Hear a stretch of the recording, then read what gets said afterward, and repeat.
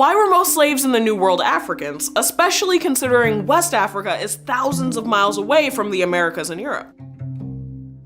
Slavery has existed in multiple forms throughout history and across a wide variety of cultures, but slavery in the early Americas, meaning the North American colonies, Central America, South America, and the Caribbean, was ultimately powered by the labor of enslaved Africans and their descendants. And there's an important question many people don't stop to ask. Why Africans?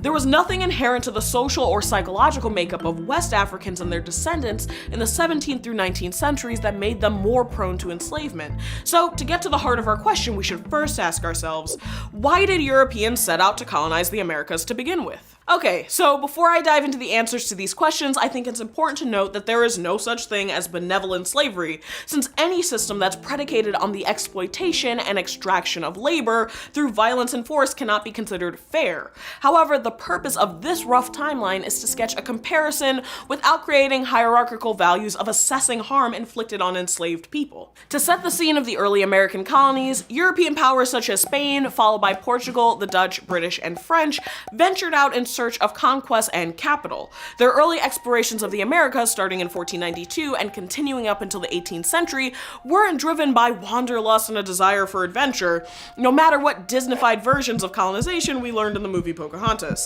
Instead, they were looking for one primary thing: wealth. And this could mean gold and silver, or it could mean land, farmland, and commercial crops. The driving incentive for exploration was to increase European power and to fatten the royal coffers. But initially, slavery was not the source of this wealth.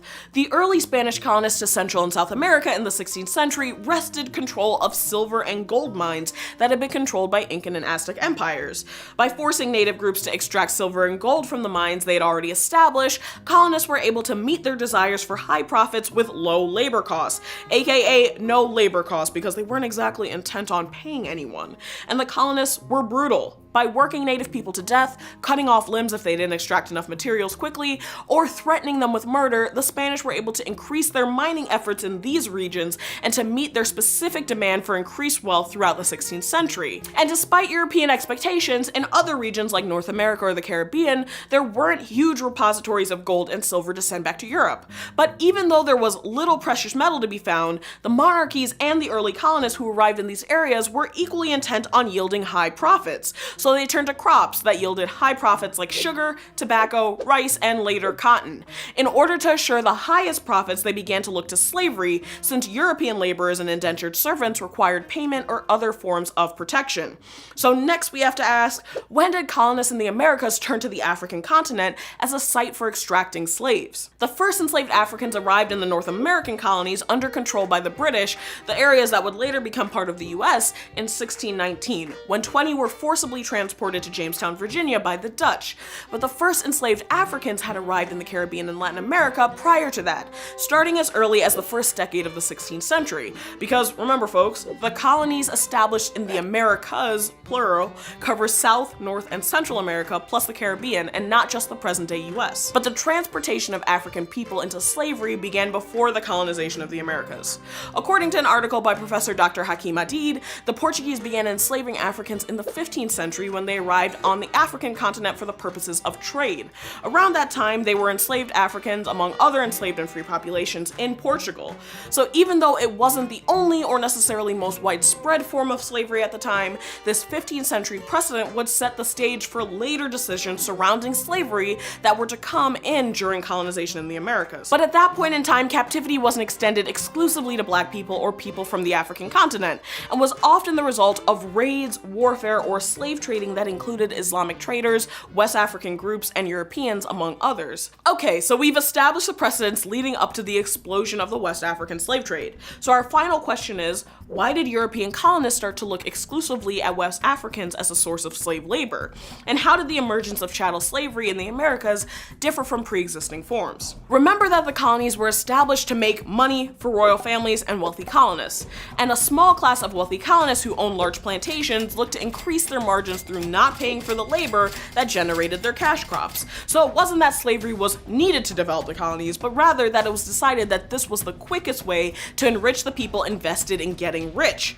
Black slaves continued to arrive in the Caribbean, North America, and South America through the 16th, 17th, and 18th century, and it wasn't until the 19th century that slavery began to be eradicated. However, by this point there was a large slave population in the Americas, and the condition of slavery was considered legally hereditary, with children taking the status of their mothers in perpetuity. When Europeans arrived in the Americas, colonists found that the previously established system that relied on enslaving conquered enemies was not functioning for several key reasons. Namely, first, early attempts in the Americas to enslave Native Americans proved difficult because they had familiarity with the terrain of their own nations and land.